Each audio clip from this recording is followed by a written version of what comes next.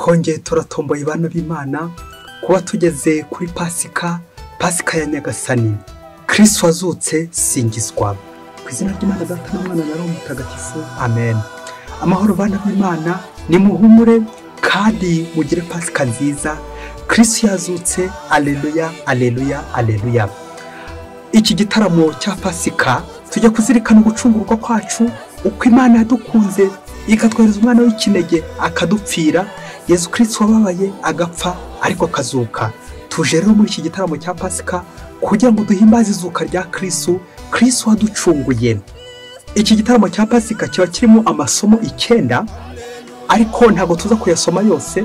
Turarasomamo 3 adufasha cyane kuzirikana kuri ubwo bucunguzi bwa Nyagasani ku mutsindo wa Kristu. Isomo rya mbere tugiye kwakira turarisanga mu gitabo cy'Umukamisi umutwe wa 14 umurongo 15 kugeza ku 31 n'umutwe wa 15 umurongo wa mbere. Abayisiraheli babonye abanyamisiri babakurikiranye bagira ubwoba cyane baganyira Uhoraho. Uhoraho abwira Musa ati, igituma kabya kuntakambira ni iki? Bwira abayisiraheli bashyire inzira, naho we ngaho bangura inkoni yawe urambura ukuboko kwerekeze ku nyanja uyice mu cyambu, maze abayisiraheli bagenda ku maguru mu ngeri y'inyanja humutse. Naho ngewe ngiye gutera umutima w'Abayisiraheli kunangira kugira ngo bayishokemo babakurikiye, maze ngaragaze ikuzo ryanjye ngorera ishyano Farawo n'ingabo ze zose n'amagare n'abanyamafarasi be. Abanyamisiri bazamenya ko ari nge Uhoraho nimara kugaragaza ikuzo ryanjye ngorera ishyano Farawo n'amagare ye n'abanyamafarasi be. Umumarayika w'Imana wari urangaje imbere y'ingabo z'Abayisiraheli aragenda, maze noneho ajya inyuma yabo, na ya nkingi y'agacu yabahoraga imbere irimuka ihagarara inyuma yabo, ijya hagati y'ingando y'Abanyamisiri n'ingando y'Abayisiraheli. Haba kandi kagacu kamurika, ariko hakaba n'umwijima mwinshi, bituma ingamba zombi zidashyikirana ijoro ryose. Musa arambura ukuboko kwe akwerekeza ku nyanja, maze muri iryo joro ryose Uhoraho asurisha inyanja umuyaga w'inkubi uturuka mu burasirazuba. Inyanja irakama, amazi yayo yigabanyamo kabiri, ku buryo Abayisiraheli bagendaga ku maguru mu ngeri y'inyanja, naho amazi yamaraye nk'inkike iburyo n'ibumoso bwabo. Nuko Abanyamisiri babirukaho, amafarasi yose ya Farawo hamwe n'amagare ye n'abanyamafarasi be bashoka mu nyanja nyirizina babakurikiye. Ngo bigere mu museke, Uhoraho arebera ingabo z'Abanyamisiri muri ya nkingi y'umuriro n'agacu, maze atera impagarara mu ngabo z'Abanyamisiri, abuza ibiziga by'amagare yabo kugenda, kuyatwara bikabagora.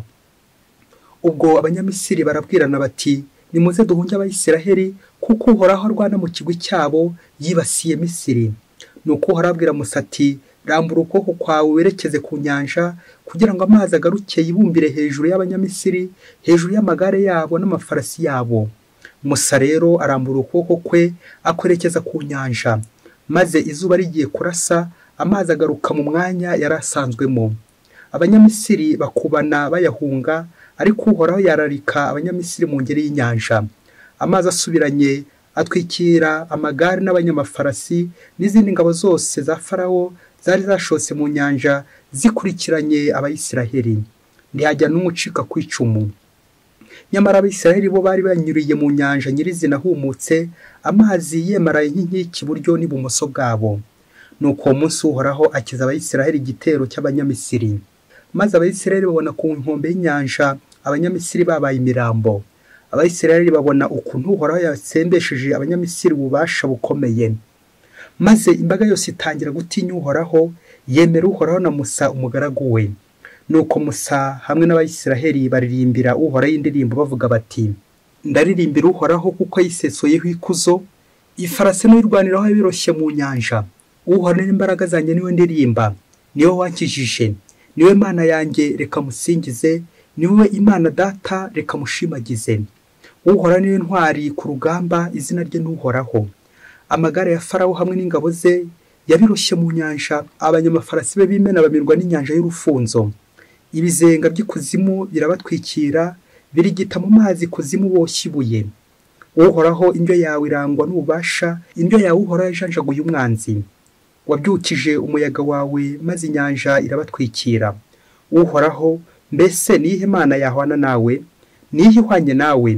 wowe urabagirana ubutungane, ugatera ubwoba mu byo ukora bitangaje, ugakora ibintu bihebuje, abawe uzabijyanira, maze watuze ku musozi wagize ubukonde bwawe, ahantu wigiriye ikibanza cyawe uhoraho, mu ngoro wiyubakiye n'amaboko yawe nyagasani.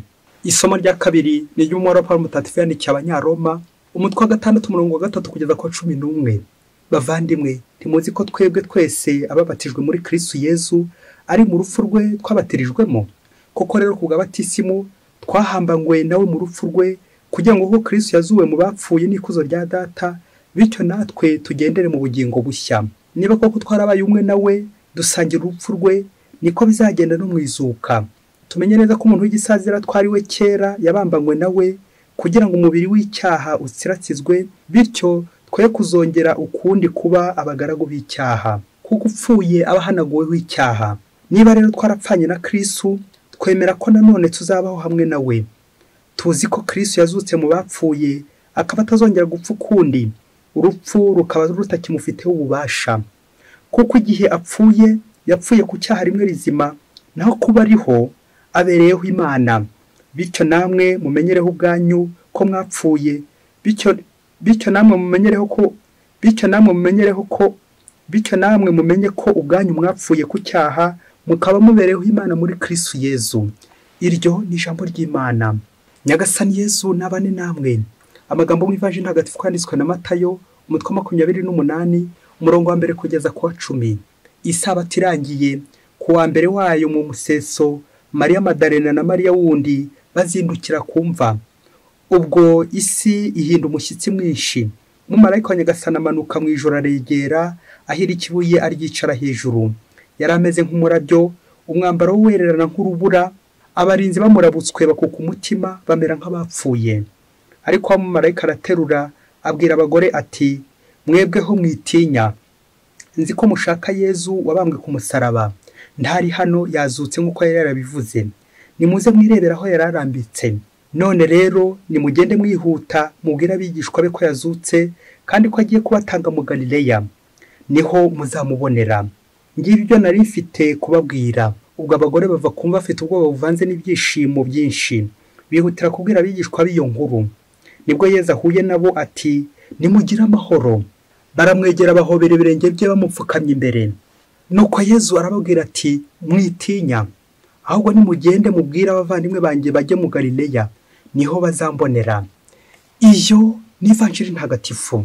Ba Kristu bavandimwe, nimugire Pasika nziza. Kristu yazutse, alleluya, alleluya, alleluya. Kristu yatsinze ikibi, Kristu yatsinze icyaha. Ngaho rero nimumuvugirize impundu, mumukomere mu mashyi, kuko Kristu yatsinze. Aya masomo yo kumuri uyu mugoroba igitaramo cya Pasika, anaho twizihiza nyirizina izuka rya Kristu, tujye kuzirikana ku ijambo bita ijoro. Ijoro mu Kristu muvandimwe. Ubwo tujye kuzirikana ku ngingo igira iti, Yezu ntumpiteho, utankijije. Naho mu Kristu muvandimwe ahuri, Yezu Kristu agiye kugenda atambuke mu ngo, atambuke mu mitima.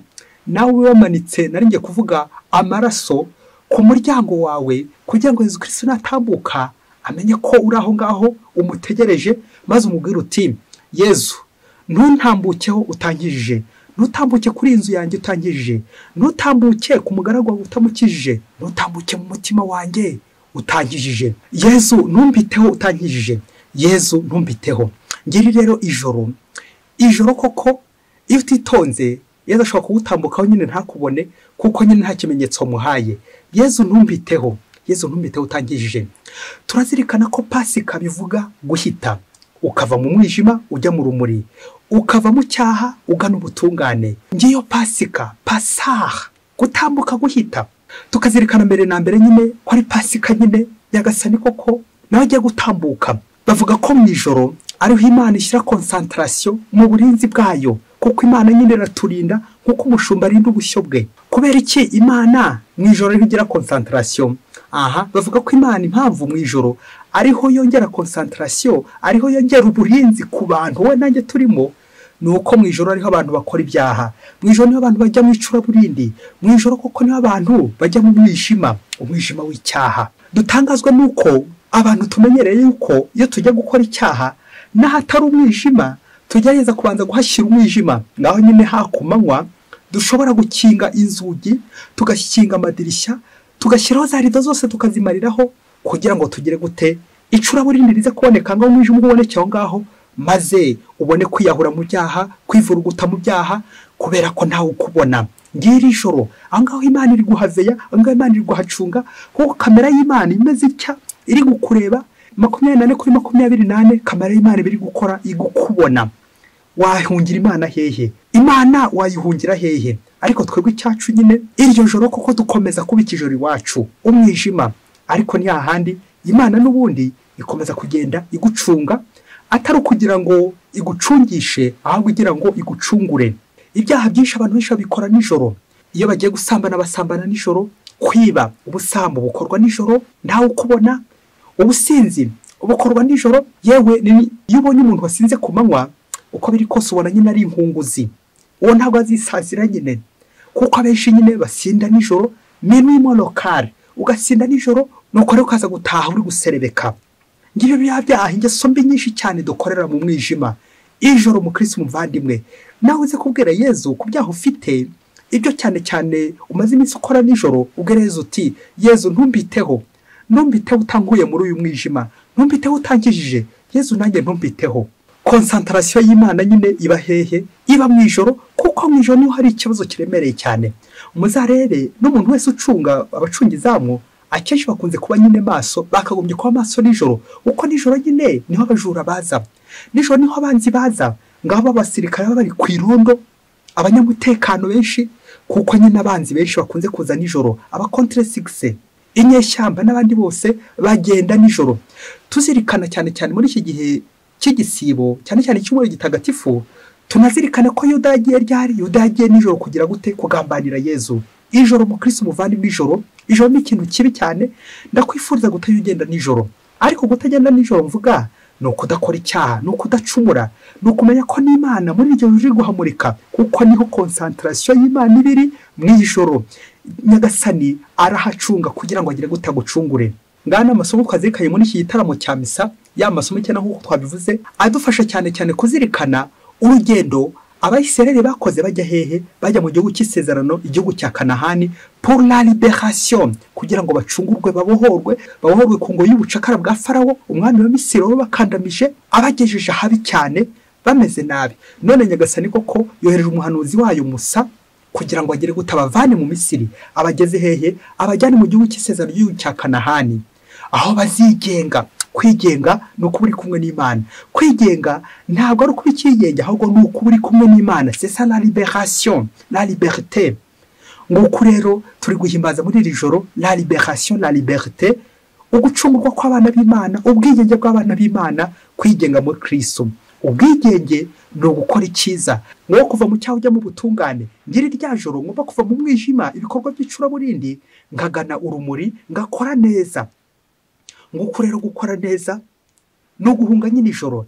Nyagasani ari gutambuka nawe muri iri joro, iki gitaramo cya Pasika, kugira ngo nawe ahasiga usembwa muri wowe, maze Yezu Kristu agukize. Aho utibutse kumanika ku muryango wawe ngo Yezu Kristu natambuka agukize, nawe wongere koko muri iri joro Yezu Kristu agutambuke agukize, maze twese tuze gusangira igitaramo koko cyo gusangira na Kristu, tuze gusangira na koko turi kumwe nawe.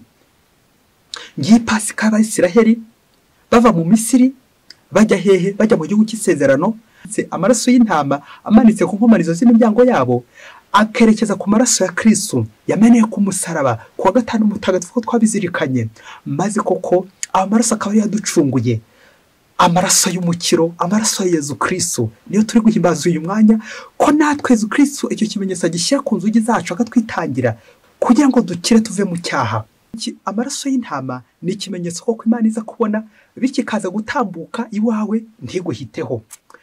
Imana ikaba yatambuka nawe nyine ikaguhitaho. Yezu Kristu agatambuka nawe ntaguhiteho. Nawe mu Kristu muvandimwe, wandike mu ijoro ryawe uti Yezu ntumpiteho utankijije, Yezu ntumpiteho utankijije, Yezu ndarwaye, Yezu ndababaye, Yezu ndashavuye, Yezu ndi kure yawe, Yezu icyaha kingejeje kure, Yezu ingejeje kure, ingeso mbi, ntuntambukeho, ntumpiteho utankijije, Yezu mwiza. Tukazirikana none muri iri joro abantu benshi bakunze kwitwikira ijoro koko, akarirwa bakora ibikorwa bibi, ibikorwa bisharira, ibikorwa by'ubugome, ubugambanyi nka burya bwa Yuda ugenda nijoro. Ibyo bikorwa byose bisharira, ibyo bikorwa bidahesha Kristu icyubahiro, ibyo bikorwa ko by'abanyamisiri, by'abanyamahanga, ibigirwamana, ibindi byose ibyo bigakorwa nijoro mu mwijima. Uyu munsi koko ni ugutambuka, ni uguhita, nanjye ngo nkabihitaho, ibi byose nkabyihorera nkabyihunza. Ngo umunsi umwe ngo umugabo ngo yagiye gutembera mu ishyamba, nuko ngo hari ku manywa y'ihangu, nuko ngo ageze mu ishyamba ngo abona shitani iryamye yaguye agacuho yasinziriye. Nuko ngo umugabo arayegera ngo maze arayibaza ati ni wowe shitani? Ibaze nawe ukuntu shitani igiye kumusubiza niba itagiye kumumira ngo imurye. Nuko shitani ngo iramusubiza iti yego wabyivugiye ni njyewe. Wa mugabo ngo aratangara cyane ngo akubita igitwenge, maze akomeza kuyiganiza aribaza ati none se shitani, noneho ko wasinziriye habaye iki? Ku manywa y'ihangu ko gatiye kugasinzira.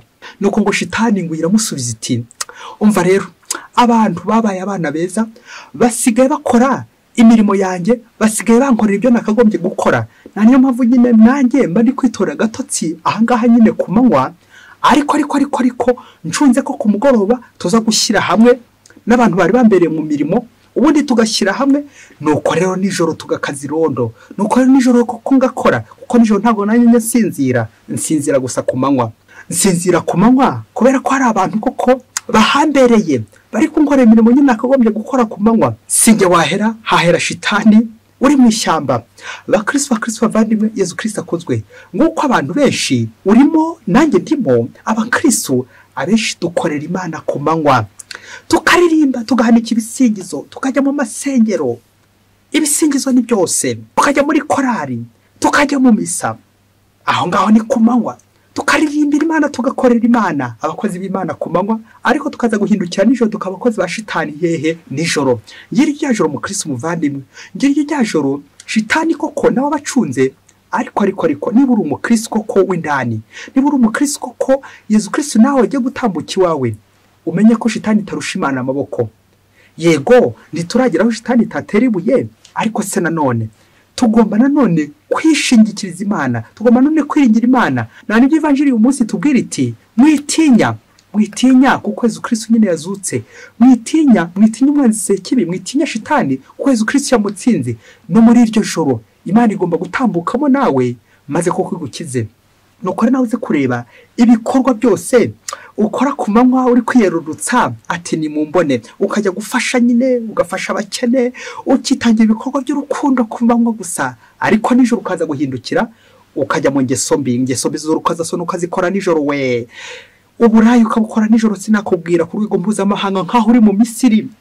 Ugasubira mu Misiri nijoro mu Kristu muvandimwe, ugasubira mu Misiri nijoro ukajya gukora ingeso z'uburaya, ugasubira mu Misiri nijoro ukajya gucuruza, abacuruzi kazi nyine. Ugasubira mu Misiri ukajya kuganira muri ndimi z'amahanga mu Misiri, byabwirwamana wongera kujya gusenga. Ukajya mu Misiri ukajya kwambura, ukajya kwiba, ukambara ubusa aho ngaho nyine mu Misiri mubyeyi. Ukajya mu Misiri ukagumayo. Uri gukora iki? Uri gusinda ubusinzi bwo mu Misiri. Ugasubira mu Misiri aho nyine nijoro, ngaho shitani nyine yigaruriye, ngaho abantu batarigenga, bakiri kugengwa na Sekibi ubucakara. Sekibi akadusubiza ku bucakara bw'icyaha, nka bwa bucakara bwa Misiri, bwa bucakara bwa Farawo, tukongera none tugatsikamirwa n'icyaha, esclave du péché. Nyamara Yezu Kristu ari kutambuka ku bandi, agatambuka ku ngo z'abandi, agatambuka ku mazu y'abandi. Kubera iki? Hari ikimenyetso cy'amaraso. Ese mu Kristu muvandimwe, mu ijoro nawe hari ikimenyetso washyizeho iwawe kugira ngo Kristu natambuka akubone? Yezu ntumpiteho utankijije. Rero mu Kristu muvandimwe, icyazanye Yezu Kristu ni impuhwe ze. Yezu Kristu cyo yanga ni icyaha, ariko agakunda umunyabyaha. Rero twebwe akenshi dukunze kwisanisha n'icyaha, tukamera nk'icyaha, tukivuruguta mu cyaha. Rero ijambo ry'uyu munsi ryo kuri uyu mugoroba ni ukwitandukanya n'icyaha, separation, ukitandukanya n'inkombe y'abanyamisiri maze kuko ukerekeza Kanahani. Kwitandukanya n'abanyamisiri rero bigatwerekeza nanone kwitandukanya n'icyaha. Pa confusion, akenshi hakunze kuba confusion y'icyaha n'umunyacyaha. Kubera iki? Niba ushaka ko nta confusion ibaho hagati y'icyaha ndetse n'umunyacyaha, hagati y'icyaha ndetse nanjye nawe w'abanyabyaha, fata ikaramu, fata icyaha cyakunaniye, ingeso mbi yakunaniye, maze koko uyafishe uyimanike ku muryango, ku nkomanizo z'umuryango wawe. Ngiki cyaha ngaya amaraso ugiye kumanika, umanike iyo ngeso pe n'umutima mwiza. Nurangiza kuyimanika haba ku nzu yawe, haba ku mutima wawe, reka tuvuge ku mutima wawe uyimanikeho, maze ubwire Yezu uti Yezu ntutambuke, ntumpiteho utankijije. Iyi ngeso yarananiye Yezu, yirambike hariya koko Yezu Kristu, maze nakuvane mu Misiri, hatataza gukwitiranya n'abanyamisiri, maze koko akutambukaho bikaza kurangira koko cya kiguhitanye. Kwandika ahantu Yezu aza kubona yaguhitaho nawe akagira gute akagukiza. Bityo umugoroba nawe utandukanye n'icyaha, uziruka kuzongera kugenda nijoro, kugenda nijoro no kugambana, kugenda nijoro koko no gukorana na sekibi, kugenda nijoro no kujya inama na sekibi, no gukora shitani imirimo ye. Kwitandukanya n'icyaha nibwo bwigenge bw'abana b'Imana koko. Akawa mugani bavuga ngo uhamba ingeso ahorana isuku ku rutugu, ariko nanone nubamba ingeso ahorana inyundo mu kiganza. Nuko rero Kristu muvandimwe, nkwifurije Pasika nziza, ubwire Yezu uti Yezu ntumpiteho nanjye utankijije. Amen, amen, amen. Yezu Kristu yazutse akomeza ganze mu mitima yacu, mu ngo zacu. Pasika nziza kuri mwese. Mwese Imana ibahe umugisha. Imana Data na Mwana na Roho Mutagatifu. Amen. Padiri Masumbuko na Disilasi wa Diyosezi ya Cyangugu.